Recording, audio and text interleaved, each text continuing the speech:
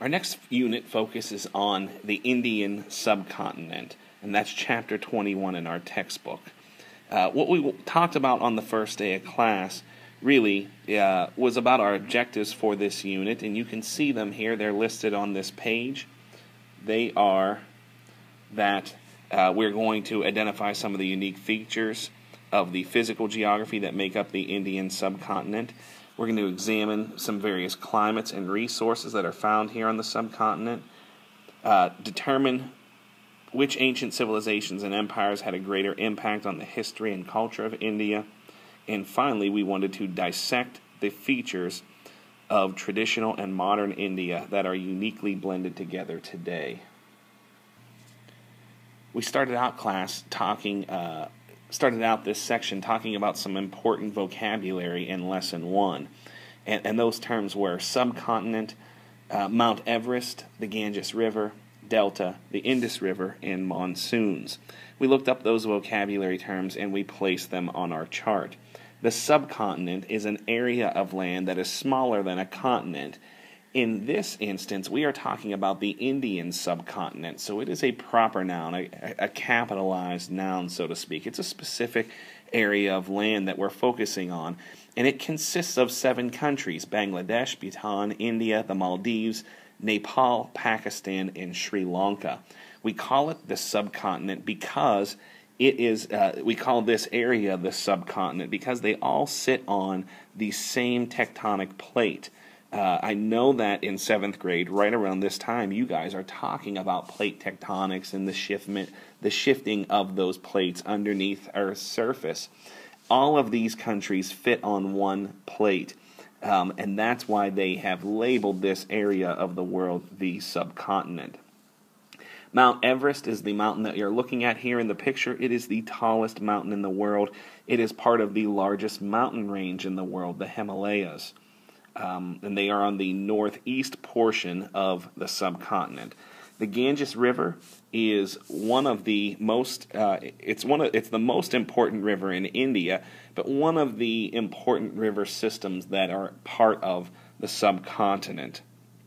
It connects with a couple other river systems and empties out into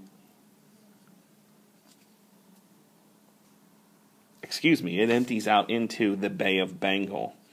A delta, you'll find a delta at the end of a lot of these river systems as they dump out into an ocean or a sea.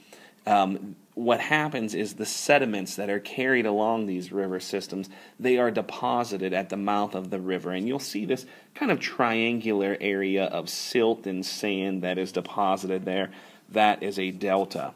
The Indus River is on the subcontinent. It's in the country that is today Pakistan, and it is the most important river system in Pakistan, and it's very important because much like in Mesopotamia, when we talked about the Tigris and the Euphrates rivers and how civilizations formed there, at the exact same time that civilizations were being formed around those two river systems, they are being formed around the Indus River Valley.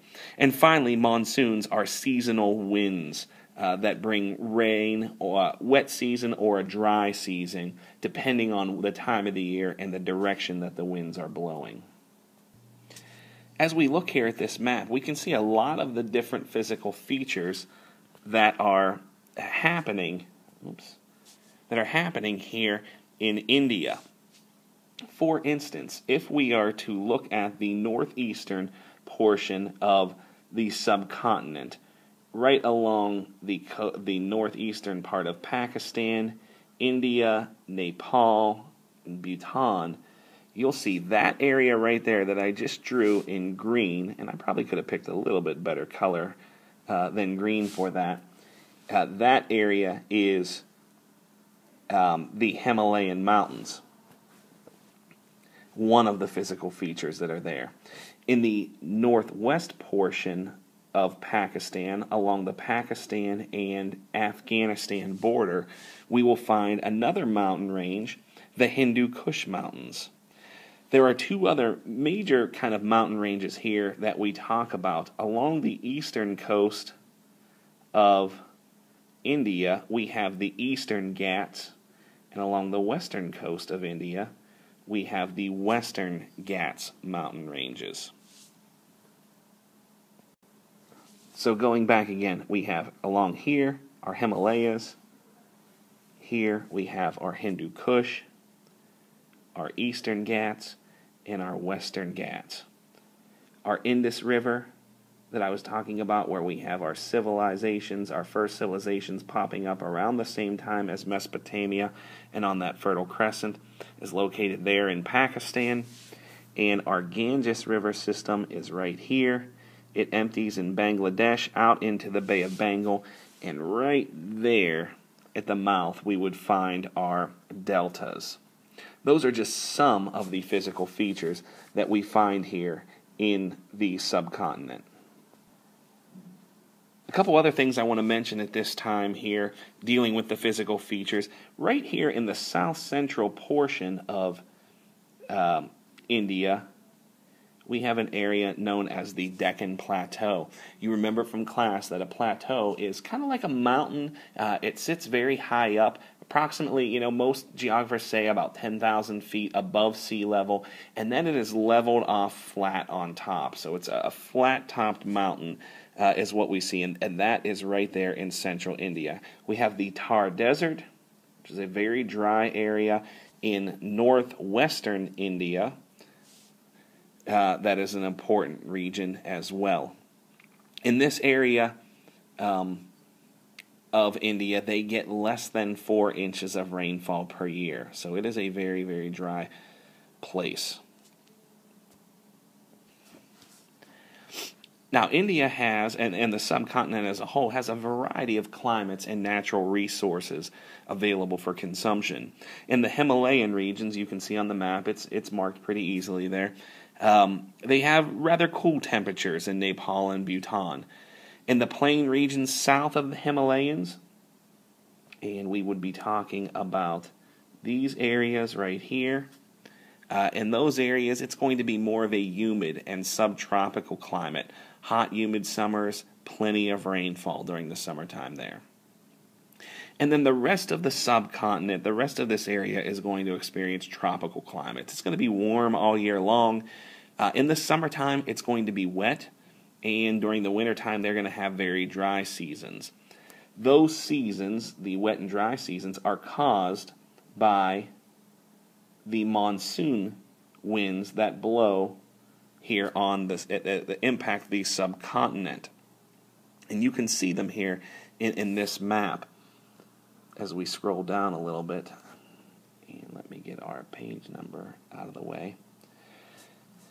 These are seasonal winds. Now, the blue arrows that are on this map, they represent the summer monsoon winds. You can see that they are blowing from the Arabian Sea, from the southeast, or from the southwest, towards the northeast, up towards the Himalayan mountains. Since those winds are beginning over top of a body of water, the Arabian Sea, they are going to pick up moisture, and they are going to dump that moisture on the land once they hit landfall. So when the winds are blowing from the southeast, they're going to bring with them moisture and rain, precipitation. When we get to about September and winter begins, the temperature, or the winds, they shift directions. They begin up near the Himalayan mountains in the northeast, and they are going to blow southwest. Since they are beginning over top of land, those winds are going to be dry winds, and they are going to bring a very dry season. On the next slide, you're going to see the impact of the monsoon winds. In the upper left-hand corner, the picture there is of the rainy season, and you can tell on the subcontinent there, where this picture was taken, it's very green, it's very lush, because they're getting plenty of rainfall. In the lower right-hand corner, the picture that is there is of the dry season, complete opposite. Everything is brown out and kind of dead.